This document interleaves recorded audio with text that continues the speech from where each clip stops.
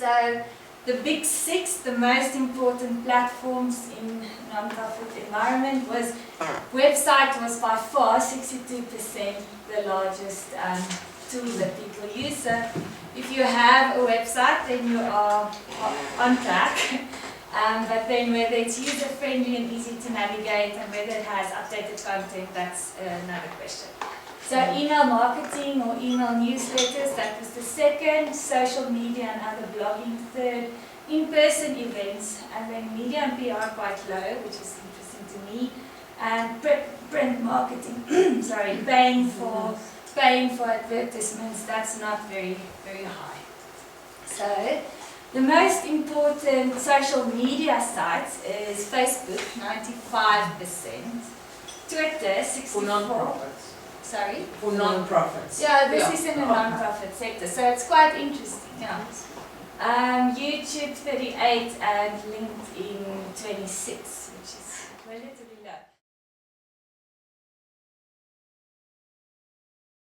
Our brain, 50% of your brain is involved in visual processing, 70% of your sensory receptors is in your eyes, and you can get a sense of a visual scene in less than 1/10 of a second. So there's also further research that says 79% of people only scan copy, only 16% actually read every word, and then less than 10% read newsletters.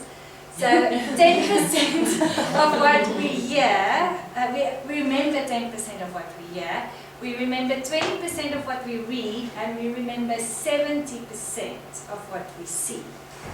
So, and this is also, if we look at how society has evolved over the past, I don't know how many years, it started with storytelling, it started with oral communication and with narratives. The earliest Homo sapiens sitting around a campfire, sharing stories, word of mouth, fables, myths. There was no written, nobody wrote things down. Later, the Egyptians started writing it down on papyrus rolls, but it was still very limited and very, it wasn't accessible to the public. Then came Mr. Johannes Gutenberg in 1450, and he invented the printing press. So suddenly, they moved towards a text-based society. Books suddenly became more accessible, and it was no longer only for the elite or for the Catholic Church. It became shared, or it started to be shared with the rest of the public. And then 150 years ago, there was a new invention, the camera. So, and then suddenly images became a lot more commercially produced. And only in 1976 in South Africa did we get a television. So it's only in the last 40 years that the rise of broadcast and visual media really started to play a role, and it's just becoming predominantly more, we're bombarded with visual messages every day. So, but that doesn't mean that text has become completely obsolete. There's obviously, when you try to convey your message, you need to balance the value of images versus the value of words. So images are far more emotive, so if you want to create an emotional reaction, you would use an image. Whereas words is rational, it speaks to your left brain, it's more logical.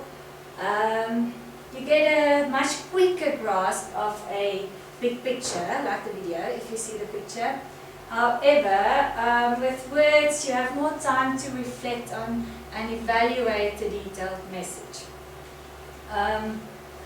You have a faster recollection and you remember it easier with an image, but it lacks context. And then it takes longer probably to remember a text message or a text, something in text, but it gives you deeper insight into the subject. Images are a lot more culturally sensitive, and it's open for misinterpretation because it's more subjective. So if you know there's any ethical issue around it, the photography of children, that's usually,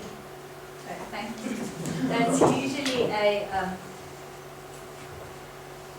a sensitive issue, so be careful then to use an image, and then obviously words are far less subjective and reduces the risk of conveying the wrong image.